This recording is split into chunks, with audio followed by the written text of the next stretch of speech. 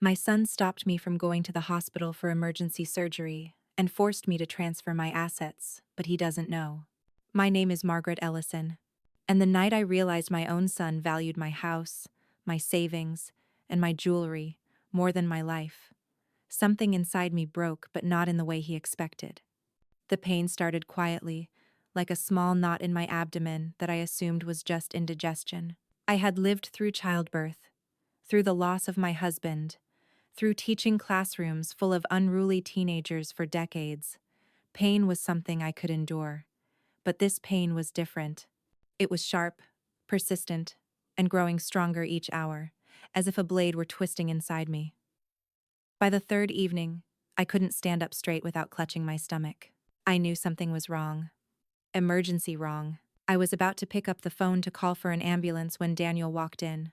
My only son, 34 years old, broad-shouldered, always carrying himself with an air of entitlement that I used to mistake for confidence.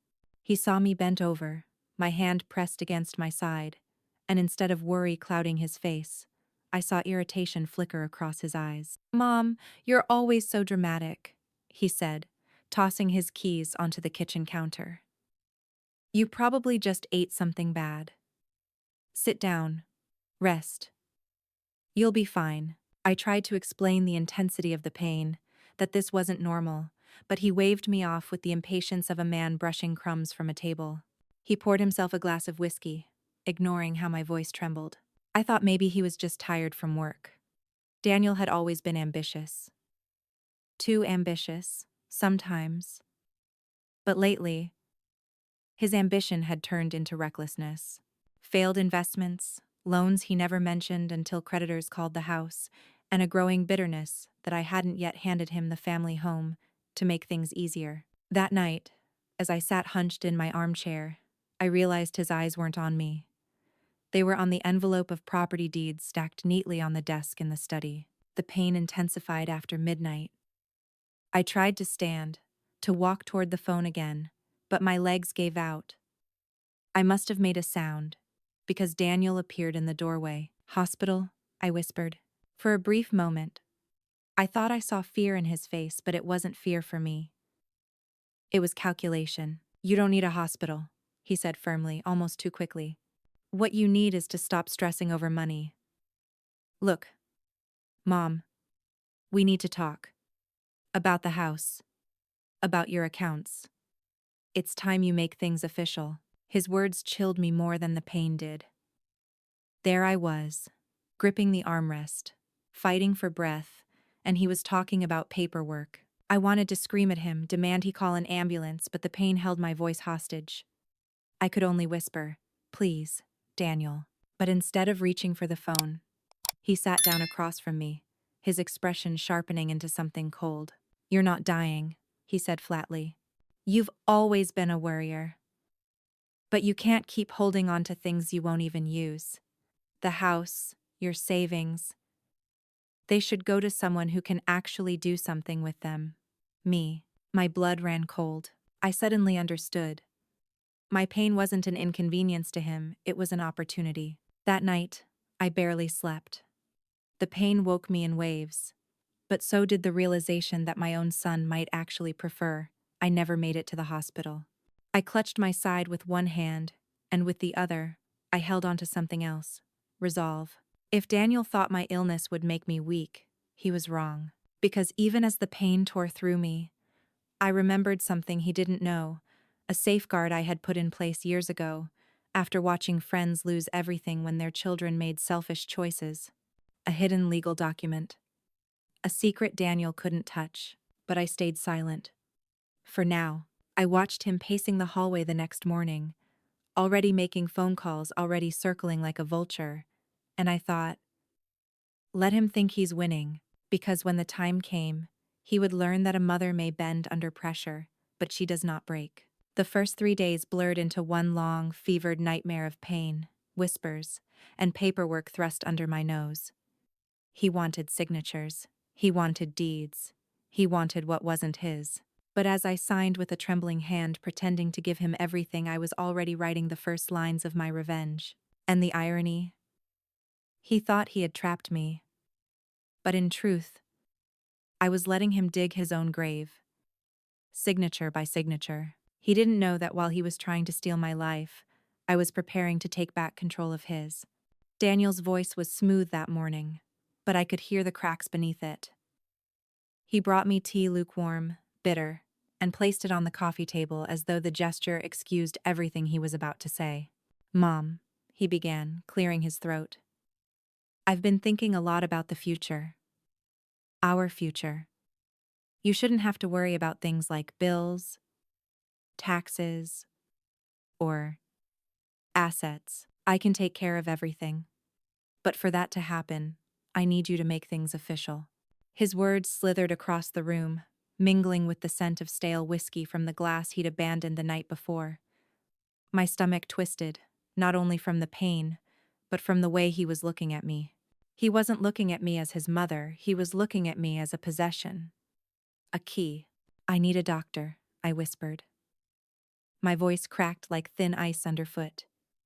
"Daniel, something is wrong inside me. I feel it." He leaned back in the chair opposite me, arms folded, eyes narrowing in irritation. "You always think the worst, Mom. Always. Do you remember when you thought you had breast cancer? Turned out to be a cyst. When you thought you were having a heart attack? Just acid reflux. You jumped to conclusions. And I can't let you drain money on unnecessary emergencies." The dismissal sliced deeper than the pain in my abdomen. My own son was comparing life-threatening agony to an overreaction. "Daniel." "No." He cut me off, his tone sharp, final. "This isn't about hospitals. This is about you trusting me. You've kept control of everything for far too long. The house, the retirement accounts, even Dad's old insurance payout. It's selfish. What if something happens to you tomorrow? Where would that leave me?" Something inside me snapped. "Where would that leave you?" I hissed, gathering the strength I barely had. "What about me, Daniel? What if something happens to me today?" For a moment, his mask slipped.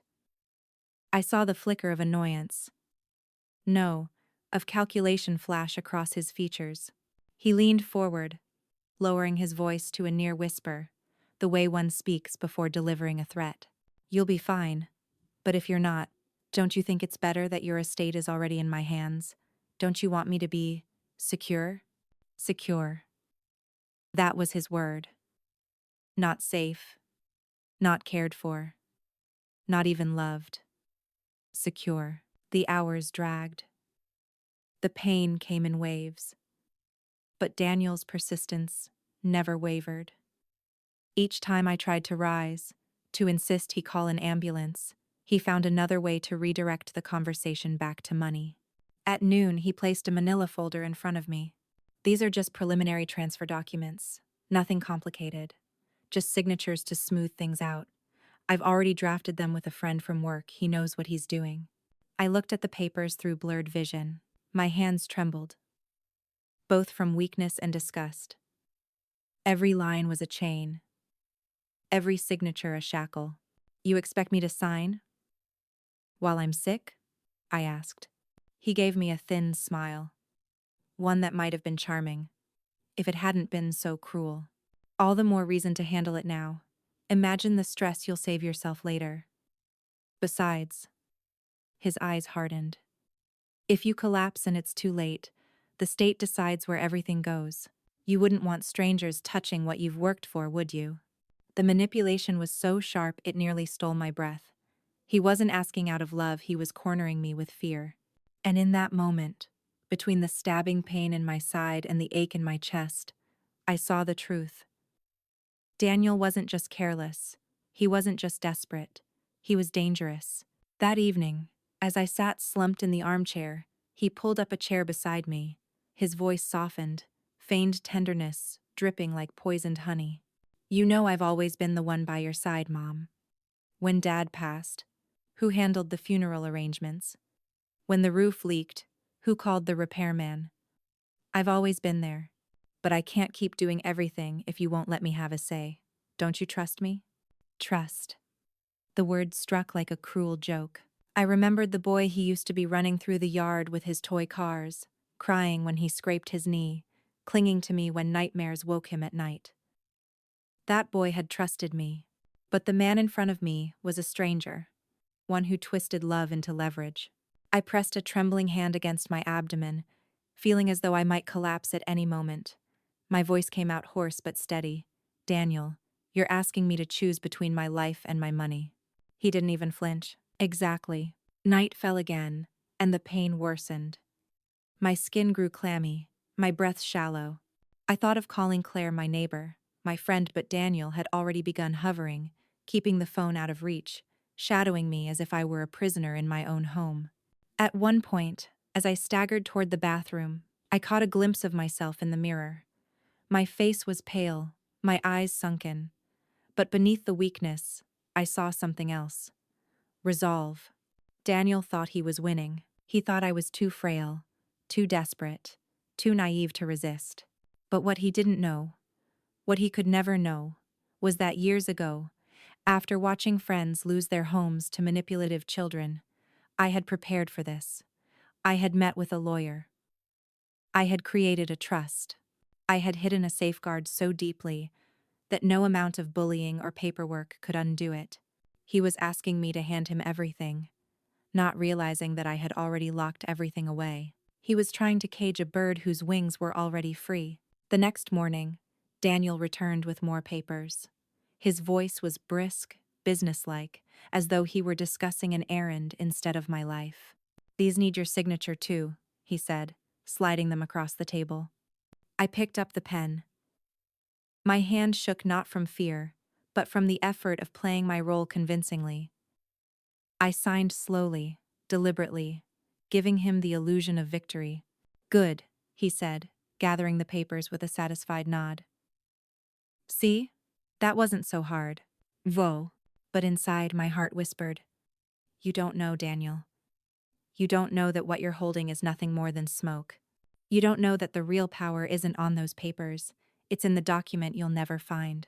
And as I looked at him, smiling faintly despite the pain, I realized something else. The more he believed he had won, the sweeter his downfall would be. That night, when he finally left to take a call in the kitchen, I closed my eyes against the burning in my abdomen and let a plan form. I would survive this. I would get to the hospital, one way or another. And when I did, I would make sure the truth came to light. Because Daniel might have stopped me from seeking help now, but he couldn't stop what was already written, already sealed. And when the time came, I would let him see just how far a mother's strength could reach even when betrayed by her own blood. Daniel's persistence grew sharper the following day, as if my weakened body had given him permission to tighten the noose. He hovered over me like a watchful guard, every movement of his precise and predatory.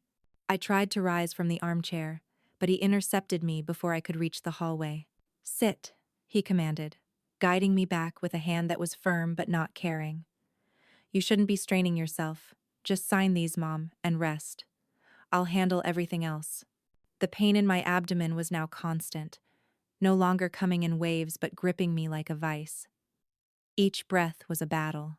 Yet somehow, the greater agony was hearing my son speak to me, not with love, but with the calculated tone of a man closing a deal. I looked at him, his square jaw, the faint stubble on his face, the expensive watch glinting on his wrist, and wondered how the boy who once drew me shaky Mother's Day cards with crayons had become this. A stranger with my blood, sitting across from me like an enemy. "Daniel," I whispered, "I need help. Real help. Call an ambulance." He shook his head, lips pressed into a thin line. "Not until this is settled. What if you don't come back? What if the hospital keeps you overnight, and something happens? You'd leave everything in limbo. You don't want that, do you?" My body trembled with fury and weakness alike. I wanted to shout at him that my life mattered more than papers, more than bank accounts. But my voice faltered, caught in the cage of my throat. That afternoon, he called in a notary. A stranger in a gray suit entered our living room, clipboard in hand, barely glancing at me, as though I were already fading into the background. "She just needs to sign. Here, and here," Daniel instructed. The notary cleared his throat. Mrs. Ellison, do you understand what you're signing? I stared at the paper, my vision blurred, not only from the fever but from the weight of betrayal. I wanted to scream.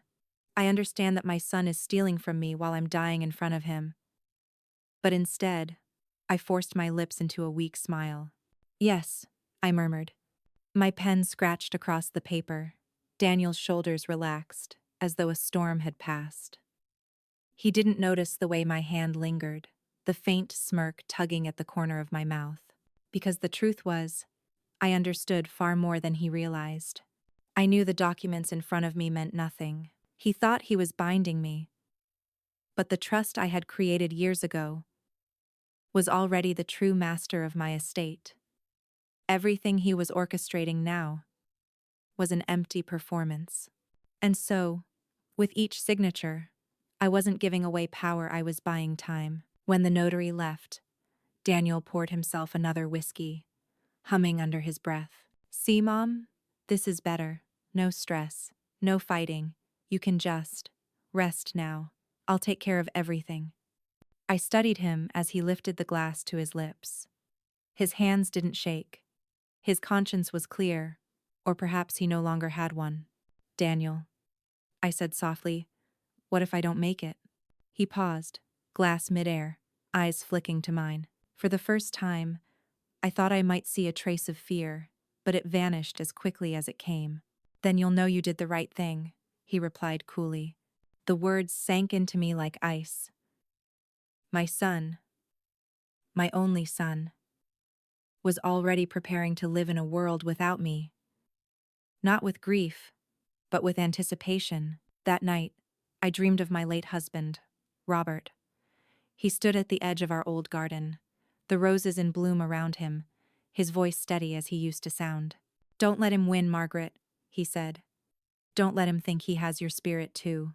I woke with tears on my cheeks. The pain was worse, but so was my resolve. Daniel could force my hand. He could keep me from the hospital. He could parade strangers through my home with their clipboards and contracts. But he could not touch the truth I carried within me. He would never own me, no matter what paper he clutched. The next day, Claire came by. She knocked gently, her voice warm through the door. Margaret? I baked you some scones.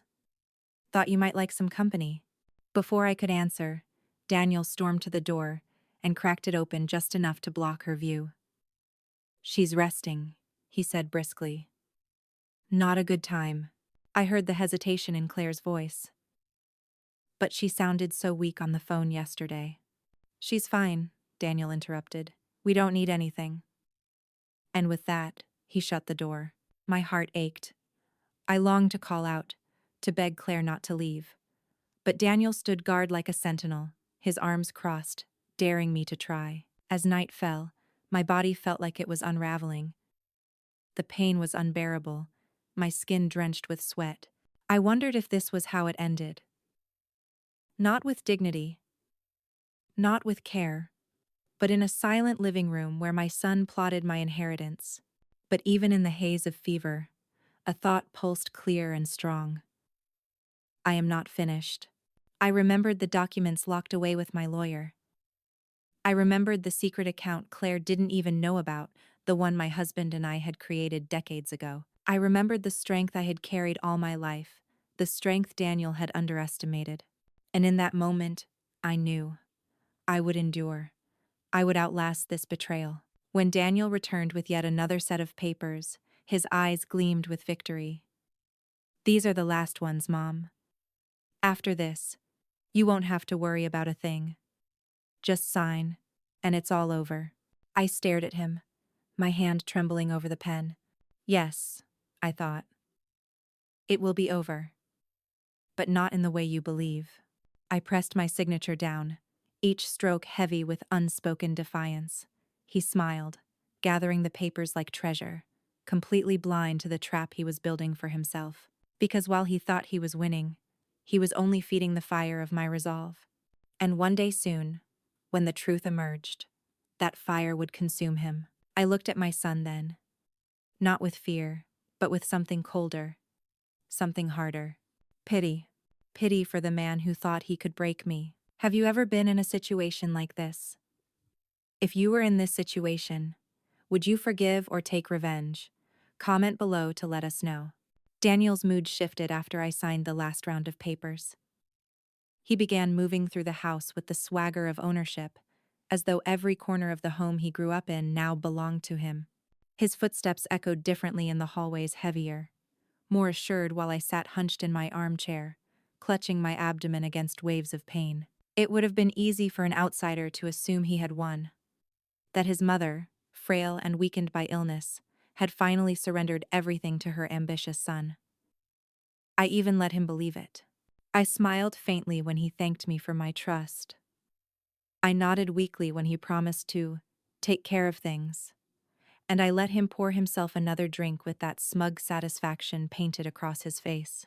But inside me, beneath the fever and the ache, something far stronger pulsed: defiance. He didn't know that the house he now claimed as his was already placed in an irrevocable trust, immune to his schemes.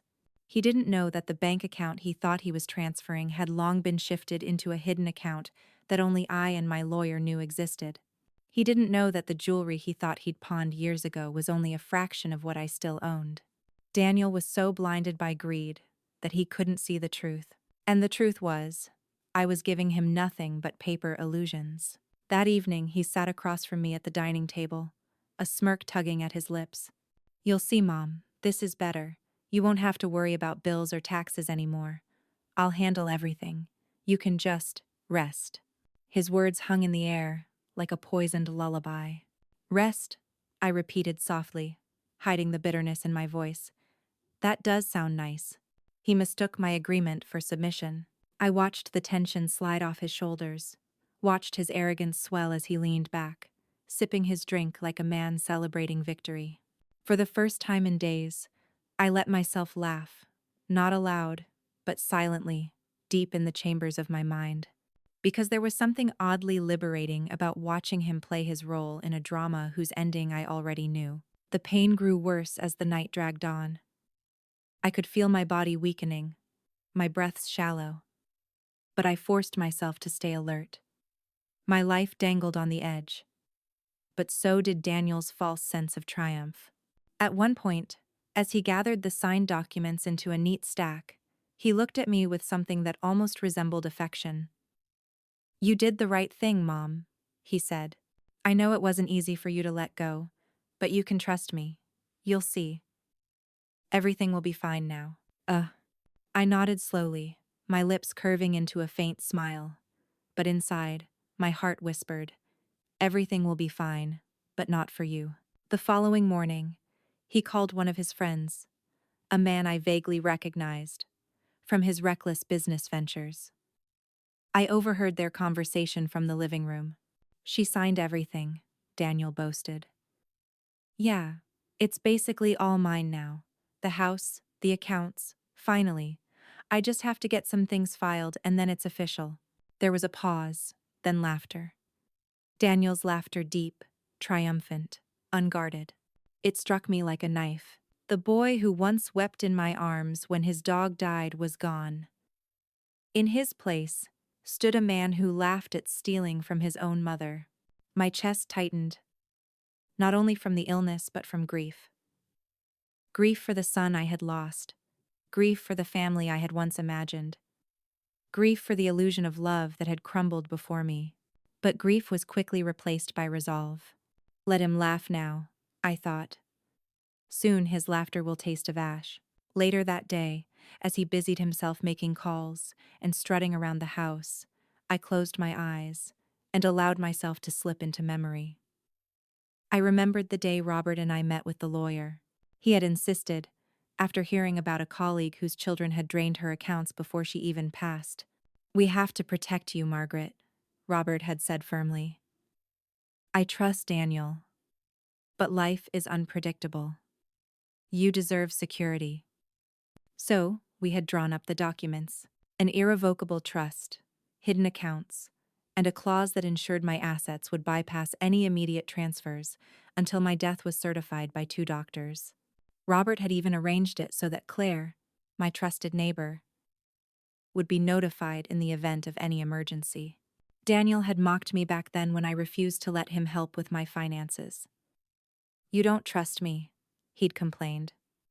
I had brushed it off with a smile, never revealing the full extent of my caution. Now, as I sat in my chair with pain searing my abdomen, I silently thanked Robert for his foresight. He had given me a weapon, a silent safeguard that Daniel could never undo. That night, Daniel hovered again, his voice low and urgent. "You'll need to transfer the jewelry too, Mom. I know you still have the necklace and the emerald ring. They're worth a fortune. Don't keep them locked up when they could be useful." My lips curved into a weary smile. "Of course, Daniel," I murmured. "Tomorrow, we'll look through the safe." He nodded, satisfied, and left me alone for the night. What he didn't know was that the safe contained only costume pieces, now cheap imitations I had placed there years ago after hearing rumors of his debts. The real jewelry had been moved to a safety deposit box under Claire's name. Daniel would open that safe one day, triumphant, only to find trinkets worth less than the whiskey glass in his hand. The thought carried me into sleep with a faint sense of peace. The following day, as my body grew weaker, I pretended to grow weaker in spirit as well. I let my eyes droop when he spoke, let my voice falter when he asked for promises, let my hands tremble when I signed more meaningless papers. "Don't worry, Daniel," I whispered, forcing a tone of resignation into my words. "I'll leave it all to you." His eyes gleamed. He reached out, briefly squeezing my hand, not with love, but with satisfaction. "Thank you, Mom. You won't regret this, Howen." But even in my fevered haze, I wanted to laugh. "Oh, Daniel. You're right. I won't regret this." "You will." By evening, I could barely move. The pain had become unbearable. My skin burned with fever, and each breath felt like a knife. Daniel noticed, of course. He hovered nervously, but not out of worry for me, out of worry that I might slip away before he had filed his precious paperwork. "You'll be fine," he muttered to himself, pacing the room. "You'll be fine. Just a few more days." But I wasn't sure I had a few more days. And that terrifying thought forced me to realize that I couldn't keep playing this game much longer. Yes, I had outwitted him on paper. Yes, I had hidden safeguards that he couldn't touch. But none of it would matter if I didn't survive the night. I needed help. Real help. And the only way I would get it was if I found a way to break free of Daniel's suffocating grasp. So I made a decision, even as the fever blurred my thoughts. Tomorrow, no matter what it cost me, I would act. I would find a way to reach Claire. I would find a way to reach a hospital. Because Daniel might think he had won, but the game wasn't over. Not yet. Not as long as I still had breath. The morning sunlight streamed through the curtains, but instead of bringing warmth, it only highlighted the heaviness in my chest. My body felt like it was unraveling piece by piece. My skin was pale, clammy, and the throbbing in my abdomen refused to relent. Yet, despite the weakness consuming me, I forced myself to stay alert. Daniel had left early to meet with someone about filings. His departure gave me the first breath of freedom I'd had in days. The house, usually filled with his looming presence, suddenly felt quieter, though not safe. I struggled to stand, gripping the arm of the chair until my knuckles whitened. Each step toward the window was a battle, but I pushed myself forward, determined to catch sight of the one person I could trust. And there she was. Claire. My neighbor, my friend, my quiet anchor. She was kneeling by her rose bushes across the fence, trimming them with careful precision. For a moment, I considered tapping the glass, calling out. But my voice was too weak, and my strength too thin. Instead, I pressed my palm against the window, silently willing her to look up. She didn't. Defeated, I lowered myself back into the chair. But even in that moment of despair, a thought flickered inside me. I have to reach her. When Daniel returned a few hours later, his mood was lighter than I'd seen in weeks. He tossed his jacket over a chair, whistling as he poured himself another drink. "Good news," he said, settling in across from me. Everything's moving along. Once these papers are filed, we're golden. We. The word made bile rise in my throat. I gave him a weak smile, careful not to reveal the storm inside me. That's good, Daniel. I'm glad. He leaned back, swirling the amber liquid in his glass. See, Mom? I told you this would be easier. You just had to trust me. Trust. That cursed word again. I nodded faintly, then feigned a cough. Daniel, could you get me some water, please? He sighed, but he went. As soon as I heard the faucet running in the kitchen, I grabbed the notepad I kept hidden in the side table drawer. My hand trembled violently, but I managed to scrawl a shaky message. Claire, help me. Daniel won't take me to the hospital. I'm not safe. I folded the note into a small square and slipped it into the pocket of my robe. The moment he left the house again, I promised myself I would find a way to get it to her, but the chance came sooner than I expected. That afternoon, Claire knocked on the door again. I heard her voice float in, warm but edged with concern. Margaret, it's me. I made some soup. You haven't been out in days, I just want to check on you. Before I could respond, Daniel beat me to it. He yanked the door open, blocking her view just as before. She's resting, he said curtly. She doesn't need visitors right now. Daniel, Claire's tone hardened. She sounded so weak when I called. Just let me drop this off.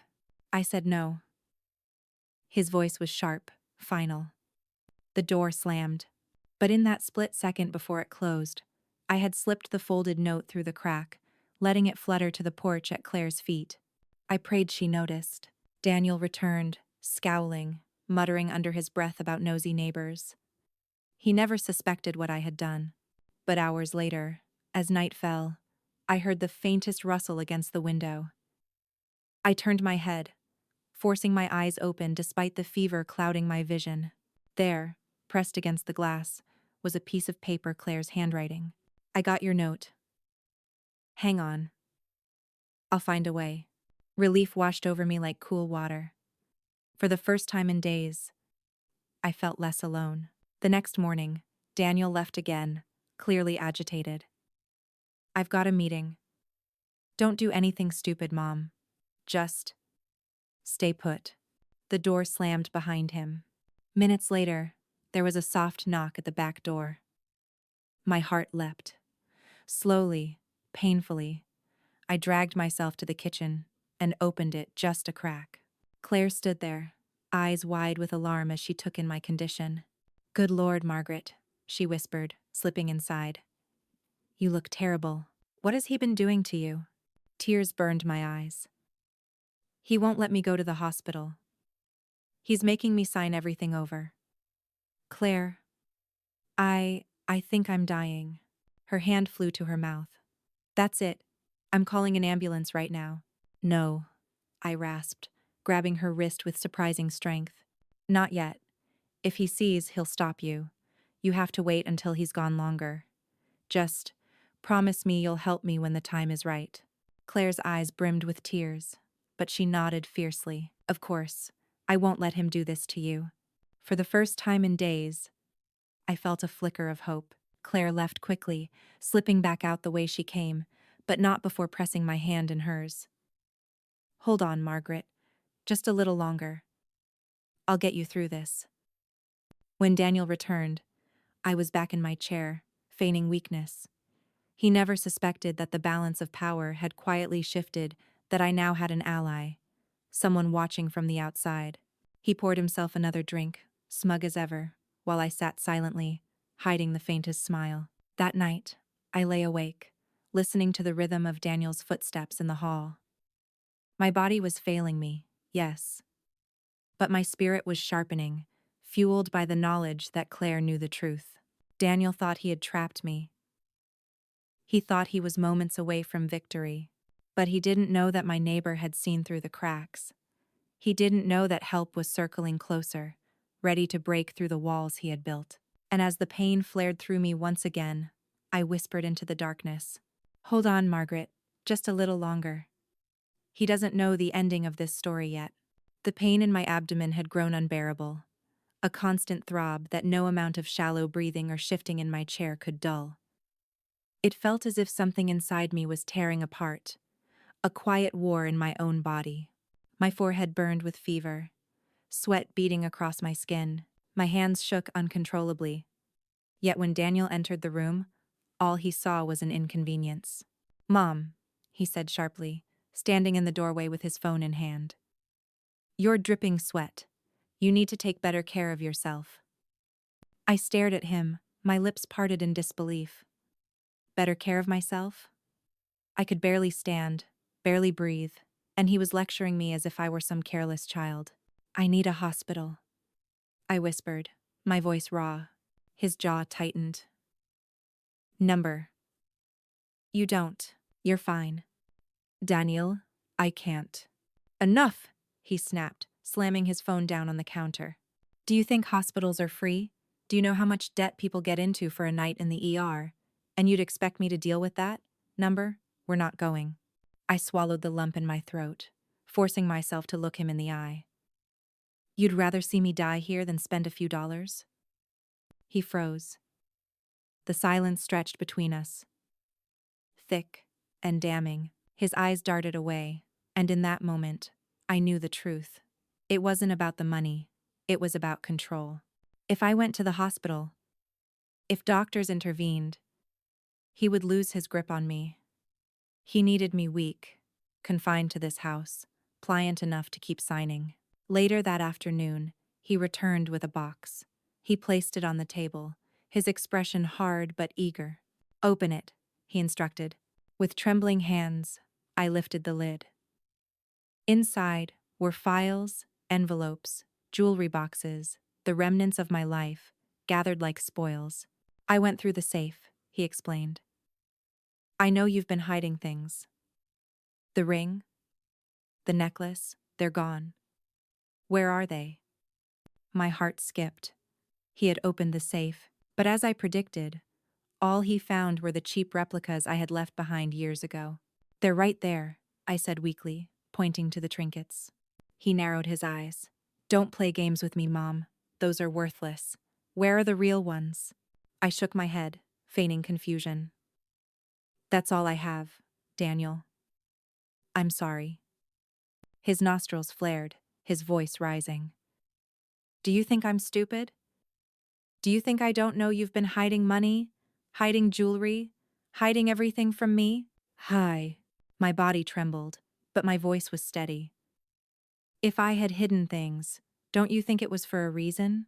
His face darkened. He leaned in so close I could smell the whiskey on his breath. "Don't test me. You're sick. You're weak. You won't last without me. Stop lying." For the first time, I allowed myself a small, cold smile.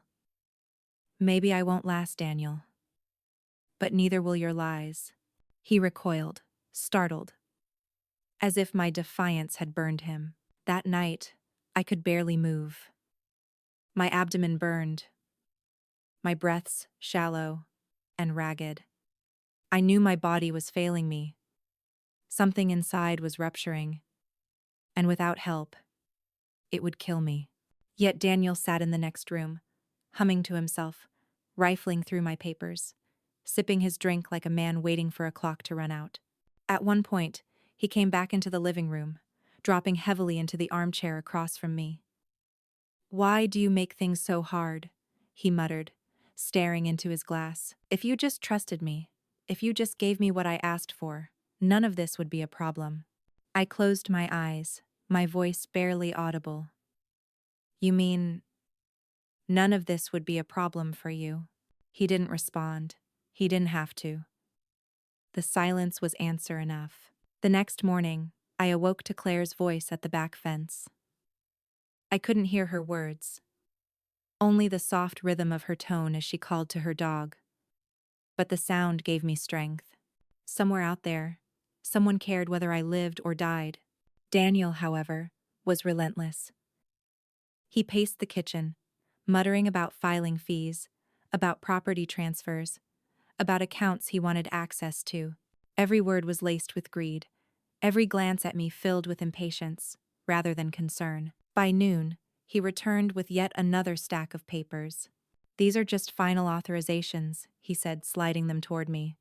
"After this, everything's smooth." I forced my trembling hand to take the pen. My vision blurred as I scrawled my name, my body shaking with weakness. "Good," he said, gathering the papers like a prize. "You're finally learning." He turned to leave the room, and in that moment, I whispered to myself, "You have no idea what you've lost already." That evening, as he retreated to his bedroom, I sat in the silence of the living room, clutching my abdomen, fighting the blackness threatening to pull me under. I thought of Robert again, of the day we set up the trust. His voice echoed in my memory. "If he ever tries to take from you, Margaret, this will protect you. No one, not even Daniel, can undo it." I felt tears prick my eyes. Robert had known. He had seen the cracks in Daniel's character long before I did, and now, his foresight was the only thing keeping me from total ruin. But foresight wouldn't keep me alive. Not unless I reached help. The next morning, Claire knocked again, firmer this time. I heard her voice rise, full of concern. "Margaret! I know you're in there. I need to see you." Daniel rushed to the door, snapping it open. "She's sick. Leave her alone. Then let me help her." Claire's voice was fierce, stronger than I had ever heard it. "You don't need to meddle," Daniel barked. "I'm taking care of her." "If you were taking care of her," Claire shot back, "she'd be at the hospital." The silence that followed was deafening. For a moment, I thought Daniel might lash out. But then the door slammed again. My heart pounded. Claire knew. She wasn't backing down, and neither was I. That night, I lay awake, listening to Daniel's footsteps pacing the floor. He thought he had tightened his grip on me, but every step, every word, every document he shoved in front of me only made his eventual downfall sharper. Because when the truth came, when the trust was revealed, when Claire broke through his control, when the law finally caught up to his cruelty, his entire illusion would crumble. I closed my eyes against the pain, clinging to that thought like a lifeline. He thinks I'm broken. He thinks I'm his prisoner.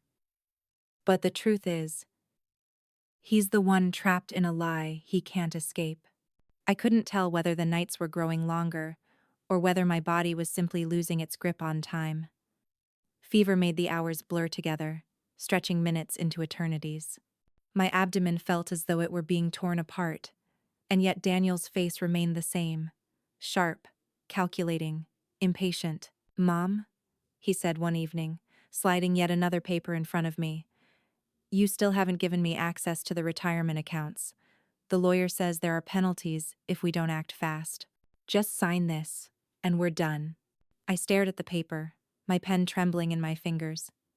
But my mind was elsewhere, far away, back to the day Robert and I had first visited Mr. Holden, our lawyer. It was 12 years ago. Robert had been worried. We were sitting across from Holden's polished oak desk, the smell of old books heavy in the air. "You've worked your whole life for this, Margaret," Robert had said, his hand resting over mine. "We need to make sure no one can ever manipulate you, not even family." I had frowned back then, offended. "Daniel would never." Robert cut me off gently. "You don't see it yet, but I do. He's impulsive. He wants everything now, without working for it. Someday, that'll come back to us. And when it does, I want you to be protected." Holden nodded gravely. "It's not uncommon. Parents trust, children exploit. But there are safeguards we can put in place. So we had created it. An irrevocable trust. One that no transfer, no signature, no false witness could undo. The deed to the house, the accounts, even the valuable jewelry had been tucked beneath its umbrella, safe from any greedy hands. Daniel had laughed years later when I brushed off his offers to help with finances. He never knew that the walls around my estate had already been built, walls he could never climb. I blinked back into the present, Daniel's voice pulling me from memory. "Mom," he barked. "Are you listening? Just sign it already." I forced myself to scrawl my name across the paper, my lips twitching into the faintest smile. He saw compliance. I saw theater. Because the truth was, no matter what I signed, those accounts were locked so tightly in the trust that not even his lawyer friend could touch them. That night, after Daniel retired to his room with his whiskey, I leaned back in my chair, letting the memory of Robert's voice guide me. Never let him see all your cards, Margaret. Keep something hidden. That way, if the day comes when trust is broken, you'll still stand. I had listened. I had hidden more than one safeguard. The trust was the largest. Yes, but there were smaller secrets too, accounts Daniel didn't know existed. Jewelry pieces he thought I had sold but hadn't. And even a letter with Holden that would automatically trigger if my death certificate ever came under suspicious circumstances. Daniel thought he was holding the strings of a puppet. He didn't realize I had already cut them. The following morning, Claire managed to slip me another note through the back door. My hands shook as I unfolded it. I spoke to someone I trust. If I can't get you out, I'll call for help myself. Just hold on, Margaret. Tears blurred my vision. Claire knew more than I dared to hope. She had become my silent soldier, waiting for the right moment. I tucked the note into the pocket of my robe, pressing it against my heart. Meanwhile, Daniel grew bolder. He paraded through the house like a king, opening drawers, flipping through papers, searching for treasures he thought I still hid. One afternoon, he stormed into the living room, a crumpled piece of paper in his fist. "Where's the other account, Mom?" he demanded. I raised my brows weakly. "What account?" He slammed the paper onto the table. It was an old bank statement, one I had forgotten to shred. "This one, it shows transfers I never saw. Where's the rest of it?" My stomach clenched not from fear, but from the searing pain still tearing through me. Even so, my voice remained steady. "That was years ago. There's nothing left." His face twisted with fury. "Don't lie to me." I met his gaze unflinching. "I am not lying." He stared at me for a long moment, then threw the paper aside with a curse. "Fine. But I'll find it. You can't keep secrets from me forever." A quiet smile tugged at my lips. "Yes, I can." That night, I pretended to drift in and out of fevered sleep, while Daniel rifled through the safe again. I heard the clatter of costume jewelry, the muttered curses under his breath when he realized nothing was valuable. Finally, he slammed the safe shut, stomping down the hall. I exhaled slowly, relief washing over me. He had no idea where the real treasures lay. He had no idea about the safety deposit box under Claire's name, or the hidden compartments Robert had built into the old cedar chest in the attic. Even if I died tomorrow, Daniel would never hold the keys to my life's work. The days blurred, but my mind sharpened with each passing moment. Pain has a way of burning away weakness, leaving only what is essential, and what remained in me was not fear, it was steel. Yes, my body was failing. Yes, my son hovered like a vulture, circling for what he believed would soon be his. But he didn't know. He didn't know that I had already stripped him of power long before he tried to take it. He didn't know that the empire he thought he was seizing was nothing but sand slipping through his fingers. And he didn't know that the longer he delayed my treatment, the more evidence he piled against himself. That night, as I lay in bed clutching my side, I whispered into the darkness, words only meant for myself and for Robert's memory. "Daniel thinks he's the hunter, but really, he's the prey." The pain had grown into something monstrous, no longer sharp stabs or waves, but a constant, crushing agony that stole the air from my lungs. Every breath was shallow. Every movement, a battle. My body was screaming for help, and still Daniel dismissed it as if it were nothing more than a nuisance. "Stop exaggerating," he muttered when he found me doubled over on the couch. "You just need rest. You're always so dramatic." His words struck me harder than the pain. Dramatic. That's what my life had been reduced to in his eyes. Not illness, not danger, not the reality that his mother was unraveling in front of him. Just drama. I looked at him then, really looked, and I realized something terrifying. He wasn't worried about me at all. He wasn't even pretending anymore. His concern began and ended with the papers stacked neatly on his desk, the ones he believed had secured him a future. But I knew better. I knew those papers were worthless. I knew his imagined victory was nothing more than a shadow. And yet, if I didn't act soon, the truth would die with me. That night, the fever soared higher. My body trembled violently, sweat soaking through my clothes. I clutched my abdomen, certain that something inside me had torn, that my insides were bleeding into themselves. I thought of Robert again, his hand holding mine across the lawyer's desk, his steady voice saying, "You have to protect yourself, Margaret, even from the people you love most." And then I thought of Claire, her note, her promise, her eyes brimming with alarm when she saw me. She was waiting. She was ready. But she couldn't help me unless I gave her the chance. I realized then that waiting was no longer an option. If I stayed in this house one more day, I might not wake up. And if I didn't wake up, Daniel would never face justice. The next morning, I forced myself out of bed before Daniel stirred. My body screamed in protest, my vision darkening around the edges, but I clung to the wall and shuffled toward the kitchen. I needed the back door. I needed Claire. But before I could reach it, Daniel appeared in the hallway, rubbing his eyes, his face darkening when he saw me upright. "What the hell are you doing?" he demanded, rushing to block my path. "You shouldn't be walking." "I need air," I croaked. "You don't need air. You need to sit down before you collapse." His hand clamped around my arm, guiding me back to the chair. I wanted to fight. I wanted to scream. But the truth was, my body had no strength left. I sank into the chair, defeated. Daniel crouched in front of me, his tone softening. "You're not thinking straight. You're sick, Mom. Let me handle things. Trust me." That word again, trust. The irony nearly made me laugh. Hours passed.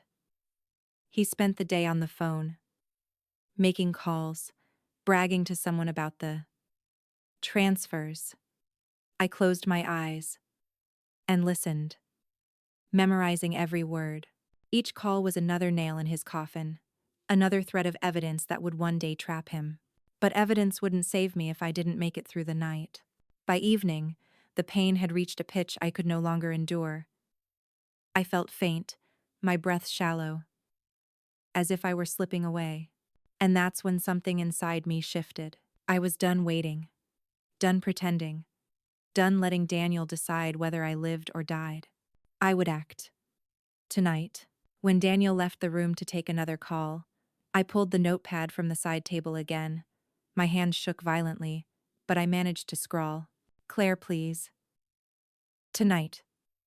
I can't wait any longer." I slipped the note beneath the rug near the back door, knowing Claire sometimes peeked in when Daniel wasn't home. It was a gamble, but it was all I had left. Minutes later, Daniel returned, smug as ever. "Talk to my guy. Everything's set. Just a few more steps, and it's all mine." End quote. I forced a faint smile, whispering, "I'm glad." He nodded, satisfied, blind to the fact that my words were a weapon, not surrender. That night, I lay awake, clutching my abdomen, listening to the house settle into silence. Daniel's snores drifted down the hall, thick with alcohol. I waited until I was sure he was asleep, then forced myself up. Each step, toward the back door, felt like dragging chains, my body trembling under its own weight. When I reached the rug, I dropped to my knees, stifling a groan. With shaking fingers, I pushed the folded note out beneath the crack of the door, praying it would find its way to Claire's feet by morning. Then I crawled back to the chair, collapsing into it with a ragged breath. I closed my eyes, whispering into the darkness, "Please, Robert. Please, Claire. Don't let me die here." The following morning, Daniel was in a foul mood. He paced the kitchen, muttering about delays, about lawyers who didn't understand urgency. "Mom," he barked suddenly, "where's the other paperwork? The one about your pension? Don't play dumb, I know there's more. I met his glare with calm eyes. You already have everything. His hand slammed against the table. Stop lying to me. The sound reverberated through the room. But I didn't flinch. For the first time, I looked at him not as my son, but as the man who had chosen greed over love. And I realized something. I wasn't afraid of him anymore. That afternoon, when he stepped out for another meeting, I heard the faintest knock at the back door. My heart leapt. I dragged myself to the kitchen, opening it just a sliver. Claire stood there, her eyes filled with urgency. She slipped inside quickly, shutting the door behind her. I got your note, she whispered. We're done waiting. Tonight, I'm calling an ambulance whether he likes it or not. Tears filled my eyes. Thank you, I rasped. She gripped my shoulders, her eyes fierce. Hold on, Margaret. Just a little longer. We'll get you out of here. I nodded weakly, clinging to her strength like a lifeline. That night, as Daniel retreated to his room, confident in his imagined victory, I sat in the living room, clutching the blanket around me. The pain was unbearable, but my spirit burned brighter than it had in days. Because tonight, I knew, the tide would turn. Daniel thought he had trapped me, but he was about to learn what happens when a mother stops being silent. That night, the air in the house felt heavier, thicker, as though the walls themselves knew a storm was about to break. I sat in my armchair, the blanket pulled tight around my shoulders, my abdomen screaming with pain so sharp I could barely draw breath. My vision swam in and out of clarity, yet my mind was crystal clear. If something didn't change tonight, I wouldn't live to see the morning. Claire had promised. Tonight, I'll call an ambulance whether he likes it or not. Those words played on repeat in my head, a lifeline I clung to as Daniel drifted around the house, muttering into his phone about filings and transfers. He was already living in the future he imagined for himself, blind to the fact that his empire was made of smoke. When he finally retreated to his room, shutting the door with a heavy thud, silence fell. My heart pounded in my ears. This was it. The moment. I heard the faint scrape at the back door, 3 short taps, then one long. Our signal. I forced myself up, each movement agony, and shuffled to the kitchen. My trembling hands unlocked the door, just enough to reveal Claire's anxious face in the shadows. Margaret, she whispered urgently, slipping inside. You're burning up. We have to go now. Tears welled in my eyes. He'll stop us. Let him try, she snapped, her voice low but fierce. I've already called. The ambulance is on its way. The relief was so intense I nearly collapsed. Claire caught me, her arms steady around my frail body. You're going to make it, she whispered. Just hold on. But before I could reply, a door slammed down the hall. Daniel's voice rang out, sharp, suspicious. What's going on in here? Claire froze, her grip tightening on me. He stormed into the kitchen, his eyes blazing as he took in the sight.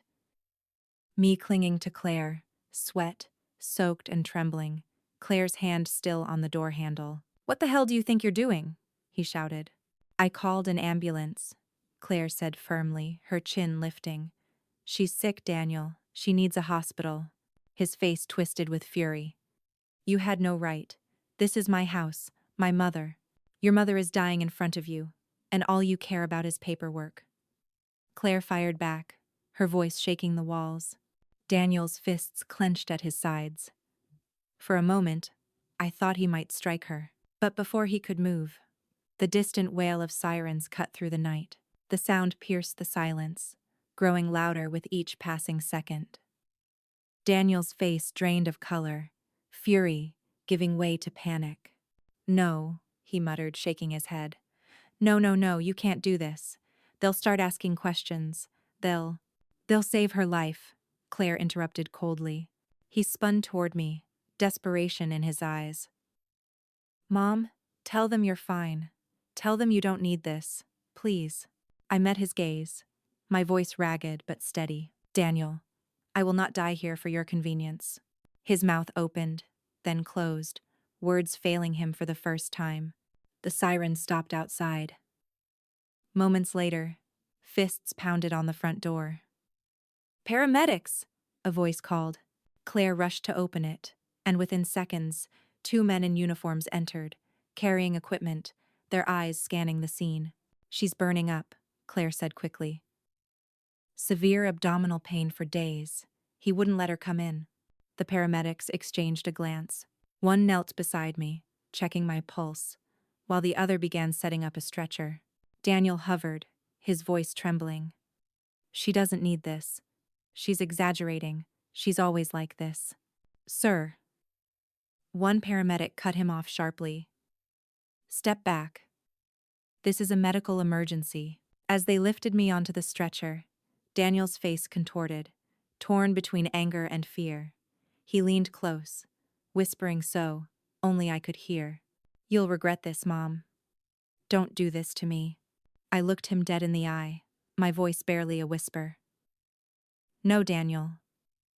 You'll regret this." His face paled, his jaw tightening as they wheeled me toward the door. Claire followed, her hand clasping mine, her eyes fierce with determination. The ambulance ride was a blur of flashing lights and shouted medical terms. I drifted in and out of consciousness, the pain so overwhelming I thought it might consume me. But through it all, one thought remained clear. I was free. For the first time in weeks, I was free of Daniel's suffocating grip. When we arrived at the hospital, doctors swarmed me. Words like ruptured appendix, internal bleeding, and emergency surgery floated above me, frightening, yet strangely relieving. At least now the pain had a name. At least now something could be done. As they prepped me for surgery, I closed my eyes, whispering a silent prayer of thanks for Claire, for Robert's foresight, for my own stubborn will to survive. Hours later, when I awoke groggy but alive, Claire was at my bedside. She gripped my hand, tears streaming down her face. "You're going to be okay," she whispered. "They said if we'd waited one more day, you might not have made it." Emotion welled in my chest. "Claire, you saved me." She shook her head. "Number. You saved yourself, Margaret. You held on." I closed my eyes, letting relief wash over me. But even as I drifted back into sleep, another thought pierced the haze. Daniel. What would he do now that his plan had failed? And how would he react when I revealed the truth that everything he thought he had stolen was already beyond his reach? I pictured his face when he discovered the trust, when he realized the house, the accounts, the jewelry, all of it, were untouchable.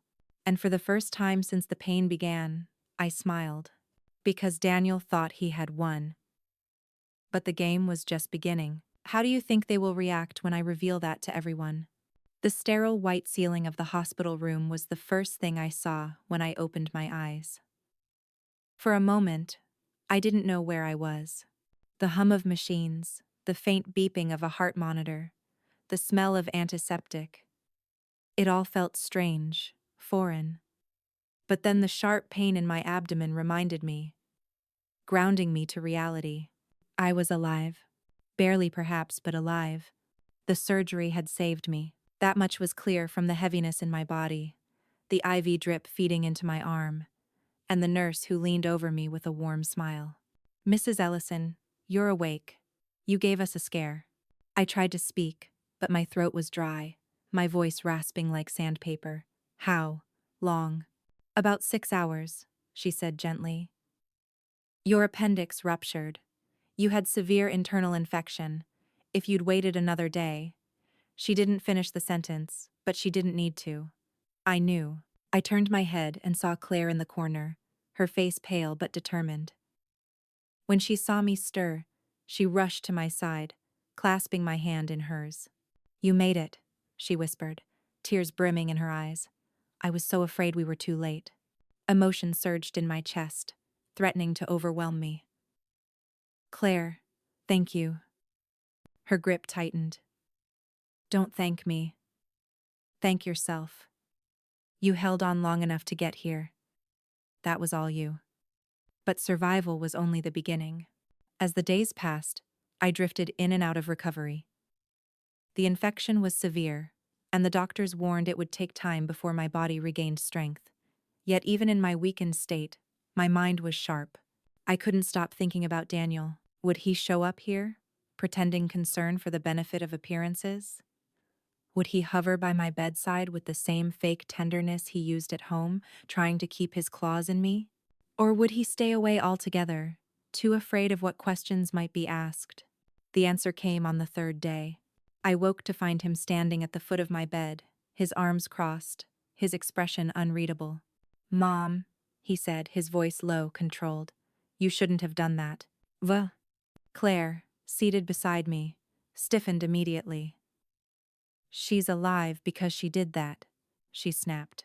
Daniel shot her a glare, but then turned his attention back to me.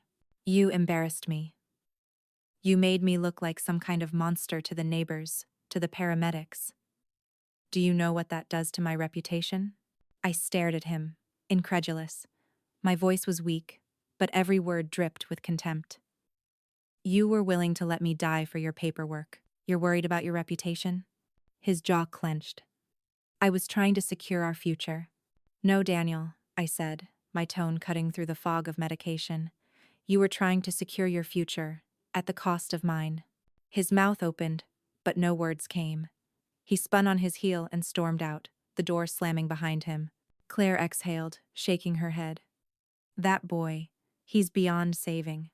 I didn't answer, because deep down, I feared she was right. But what Daniel didn't know was that his little performance had only made things easier for me.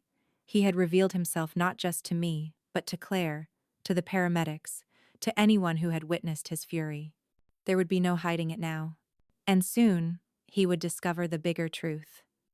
That all his scheming had been for nothing. 2 days later, my lawyer, Mr. Holden, arrived at the hospital. His gray hair was thinner, his steps slower than I remembered, but his eyes were as sharp as ever. He carried a folder under his arm, his expression calm but purposeful. "Margaret," he said warmly, taking a seat beside me, "I've been informed of your condition. How are you feeling?" "Weak," I admitted. "But alive, thanks to Claire." Claire smiled faintly, squeezing my hand. Holden nodded, then leaned closer, lowering his voice. "I also understand Daniel has been pushing you." I let out a bitter laugh that turned into a cough, pushing me straight into the grave. Holden's eyes hardened. "Then it's time he learns the truth." He opened the folder and slid a stack of documents onto my bedside table. "The trust is intact, Margaret. Everything you placed under my care years ago remains untouchable. The house, the accounts, the jewelry, all of it is secured. Whatever he thinks you signed in the past weeks, it has no legal standing. It's meaningless." Relief coursed through me like cool water. "Thank God," I whispered. Holden continued, his tone steady. "What's more, the documents Daniel had you sign will work against him. They demonstrate coercion under duress, especially if paired with witness testimony. Claire's account, the paramedics, even the hospital records showing your condition, it's more than enough to build a case." "Oh," Daniel's furious face flashed in my mind. "So, I can stop him?" Holden nodded firmly. "Not only stop him, expose him." That night, as the hospital lights dimmed and the halls quieted, I lay awake staring at the ceiling. For days, I had been Daniel's prisoner, his pawn. But now, with Holden's reassurance, the balance of power had shifted. Daniel thought he had stolen everything. Soon he would learn he had stolen nothing but his own dignity. I smiled faintly, the first real smile since this nightmare began, because now I had something I hadn't had before. Leverage. The next time Daniel visited, I was ready. He walked in, trying to mask his irritation with forced charm. "Mom, I just want to make sure you're okay. I'm sorry if I was harsh before." I raised an eyebrow. "Harsh?" He hesitated. "I didn't mean to upset you. I was just stressed." "Stressed?" I echoed, my voice calm but sharp. "You nearly killed me." His face faltered. "That's not true." Claire heard you. The paramedics heard you. And now my lawyer knows everything. Oh, the color drained from his face. You? Told Holden? Yes, I said evenly. And you'll soon find out exactly what that means. His mouth opened in protest, but I held up a weak hand, silencing him. Get out, Daniel. I need rest. For once, he obeyed. But the look on his face, as he left, told me everything. Panic had finally replaced arrogance. And it was only the beginning. The morning after my confrontation with Daniel, the hospital room felt brighter. Perhaps it was the sunlight pouring through the blinds. Or perhaps it was the shift inside me, a sense of power returning to my veins. For the first time in weeks, I wasn't simply surviving. I was planning. Claire sat beside me, knitting quietly, but her eyes flicked up every time I shifted. She was still guarding me, watching for any sign of Daniel's intrusion. You look stronger today, she said softly. I feel stronger, I admitted. Not just in my body in here. I tapped my chest, because I know now, he can't touch me. Her lips curved into a smile. Then let's make sure he learns that. Later that day, Mr. Holden returned, bringing with him a younger associate and a briefcase that clicked open with precision. Inside were the documents Daniel had tried to push through the ones I had signed under duress. Margaret, Holden began, we have everything we need. Your signatures here, here, and here are meaningless because they were not notarized properly, and because we can demonstrate coercion. Claire's testimony, combined with your medical records, is more than enough. Legally, Daniel has no claim. The younger associate added, and if he tries to press the issue, we can pursue charges of undue influence, elder abuse, even attempted financial exploitation. The courts don't take kindly to this kind of thing. My chest tightened at those words, elder abuse. How strange it was to hear my life reduced to a term, a category. And yet, how true it was. I closed my eyes, swallowing hard. I never wanted to believe it would come to this. My own son. Holden's voice softened. Margaret, protecting yourself doesn't mean you've failed him. It means you've honored yourself. I opened my eyes, resolve solidifying. Then let's do it. File whatever you need to. Make sure he never tries this again. Daniel showed up that evening, swaggering in as though nothing had changed. He carried flowers in one hand, his expression carefully arranged into concern. Mom, he said smoothly, you're looking better. I'm glad. I took the flowers without a word, setting them aside on the tray. He pulled up a chair, leaning close. Listen, about before, I might have pushed too hard. I just wanted to make sure things were secure, you know? For both of us. I met his gaze evenly. Daniel, it's over. Nah. His brow furrowed. What do you mean? I spoke with Holden. The trust is intact. Everything I own is protected. Whatever you thought you gained, you didn't. You have nothing. And the mask slipped. His eyes darkened, his jaw tightening. You told Holden? Yes, I said calmly. And I told him everything. For the first time, Daniel was speechless.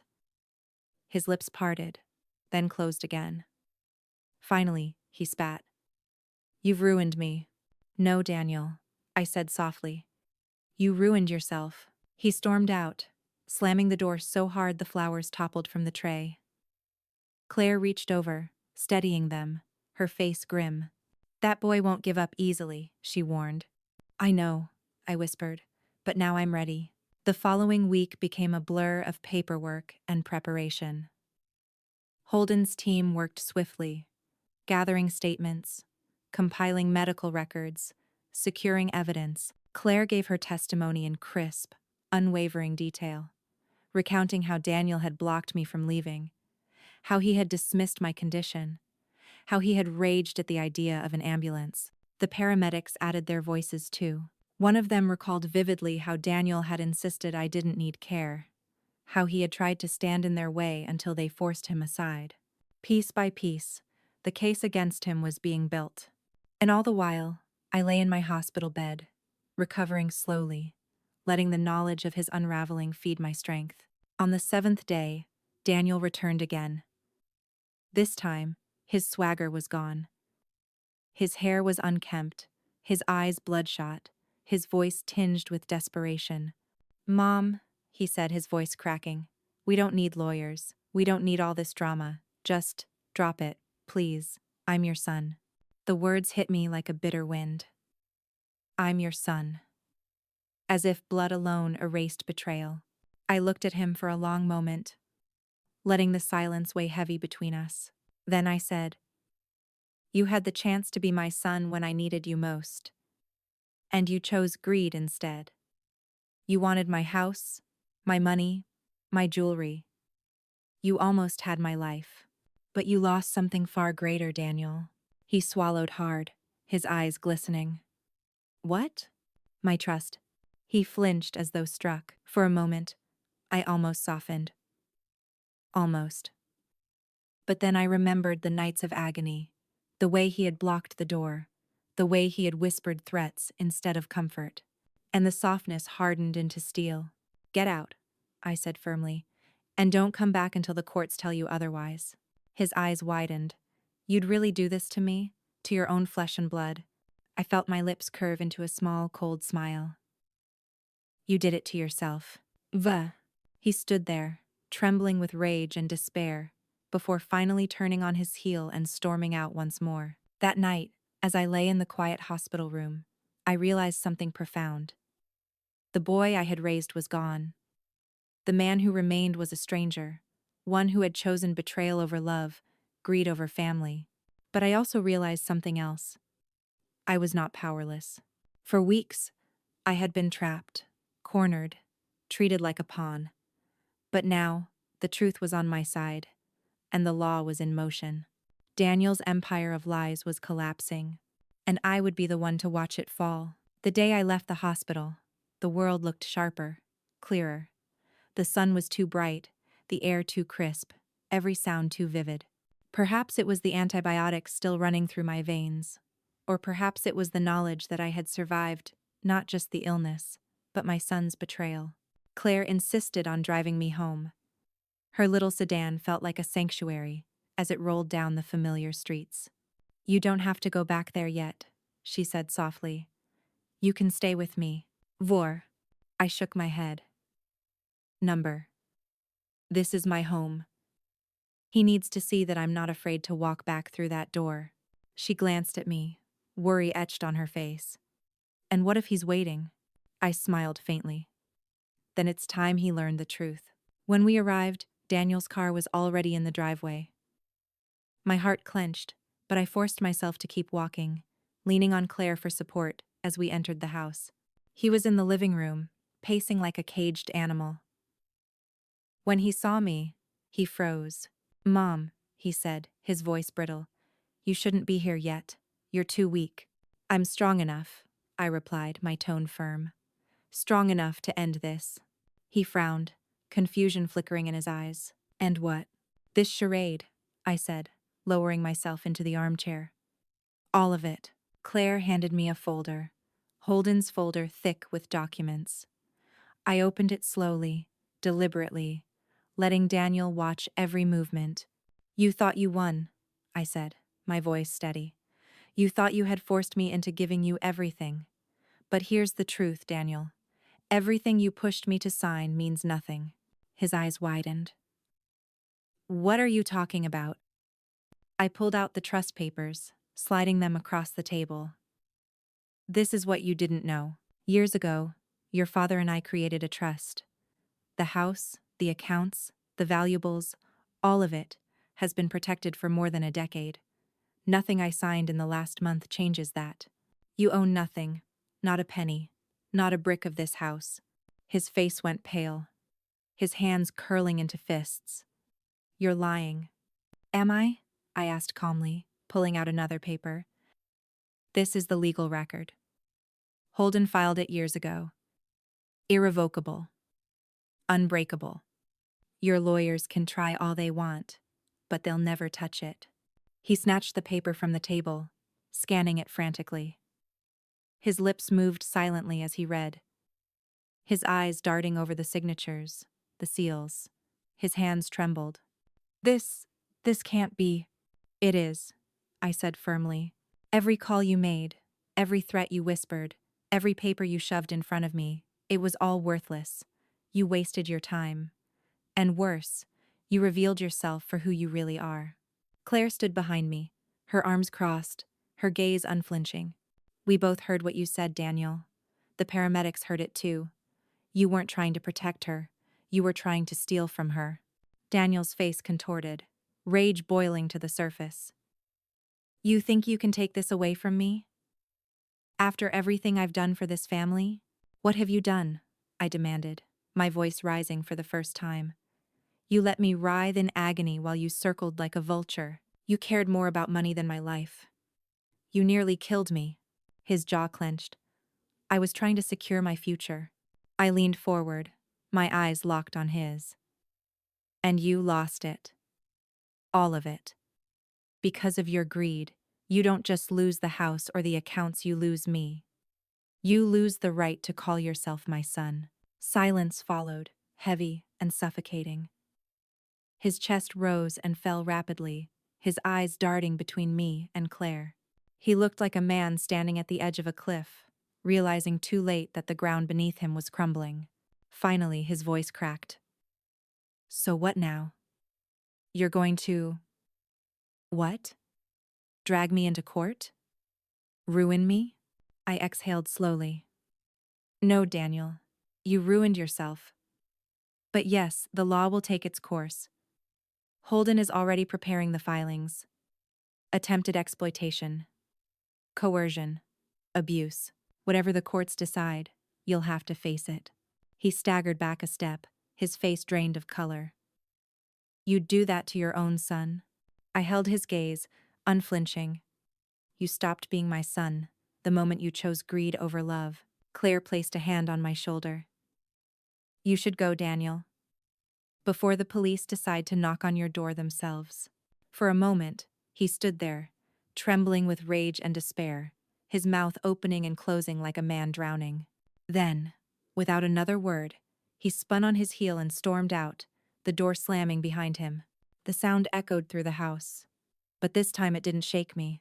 It freed me. When the silence returned, I leaned back into the chair, exhaustion washing over me. Tears burned my eyes, but not from weakness. From release. It's over, I whispered. Claire knelt beside me, her hand gripping mine. No, Margaret. It's just beginning. He'll face the consequences now.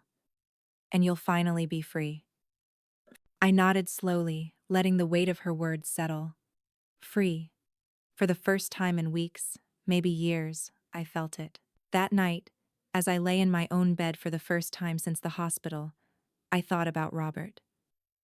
About the foresight he had shown. About the safeguards we had built. He had protected me even after death, and I silently thanked him for it. And then I thought about Daniel. My son. My betrayer. The boy I had once cradled in my arms. Now a man who had nearly ended my life for a deed and a bank account. Grief washed through me, sharp and bitter. But beneath it, there was strength, because Daniel thought he had broken me. But the truth was, he had forged me into something harder. The days after Daniel's departure passed like a slow, healing tide. The silence in the house was no longer suffocating. It was soothing, restorative. No heavy footsteps pacing the hallway. No slammed doors. No papers shoved in front of me demanding signatures. For the first time in weeks, I could hear myself think, and yet, beneath that peace lingered a wound far deeper than the one stitched across my abdomen. The wound of betrayal. I had always believed that, no matter how selfish, no matter how reckless, Daniel was still my son. That a bond of blood would hold, even when tested. But I had learned the hard way that blood alone doesn't guarantee love. Every time I closed my eyes, I saw him again standing in the living room, his face cold, telling me I didn't need a hospital, his voice echoing, "You'll be fine, just sign the papers." I shivered, not from fever this time, but from the memory of that cruelty. Holden came by a week later with updates. Claire sat beside me at the dining table, her presence still my anchor. It's moving quickly, Holden explained. The courts don't take these cases lightly. The documentation of your illness, the medical reports, Claire's testimony, even the paramedic statements, it all paints a very clear picture. Daniel may face charges. I nodded, my hands folded neatly in front of me. And the trust? Secure, he assured. Irrevocable means irrevocable. He can rage all he wants, but the law won't bend. Claire smiled, a touch of triumph in her eyes. So it's finally over. I exhaled slowly. Yes, at least legally. But inside, I knew. A courtroom could never erase the scar left by a son's betrayal. One afternoon, as I sat on the porch wrapped in a shawl, I saw Daniel's car slow as it passed the house. He didn't stop, didn't get out. Just drove by, his face shadowed behind the windshield. For a moment, my heart lurched, the mother in me still searching for the boy I once knew. The boy who used to run down this very street with scraped knees, waving at me from his bicycle. But that boy was gone. In his place was a man blinded by greed, undone by his own choices. And I realized that as much as it hurt, it wasn't my job to save him anymore. The nights grew quieter. My body slowly regained strength, though the scar across my abdomen would remain as a reminder.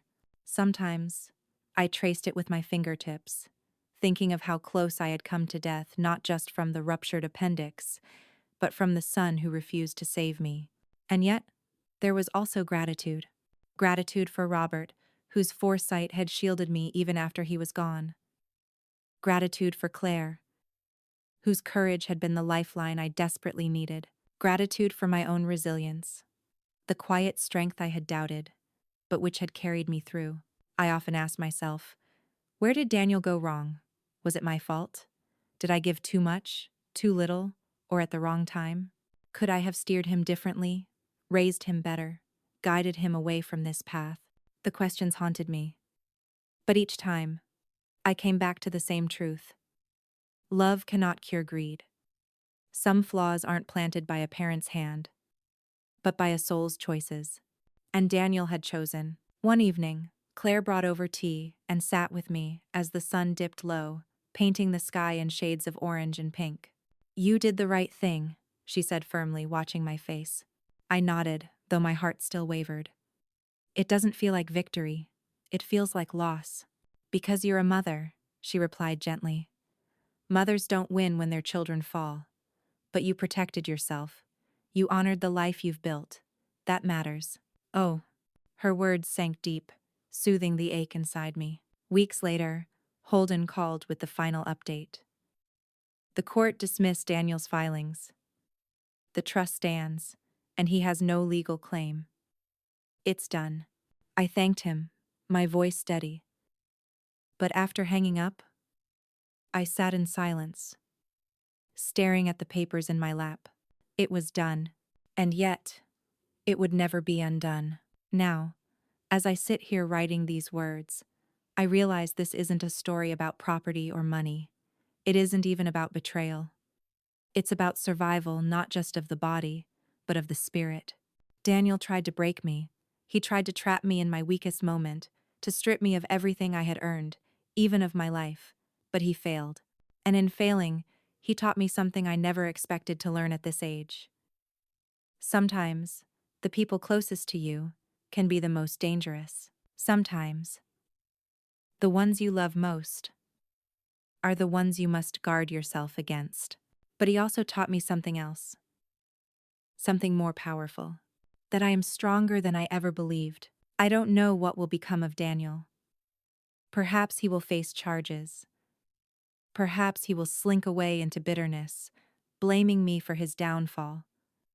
Perhaps he will spiral further into the darkness he chose. But that is no longer my burden to carry.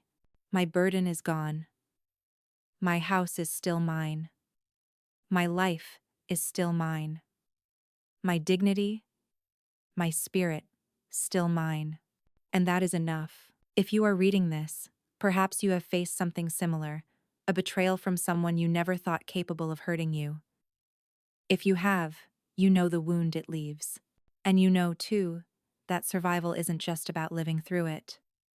It's about standing up afterward and saying, "You did not destroy me." So that is what I say now. Daniel did not destroy me.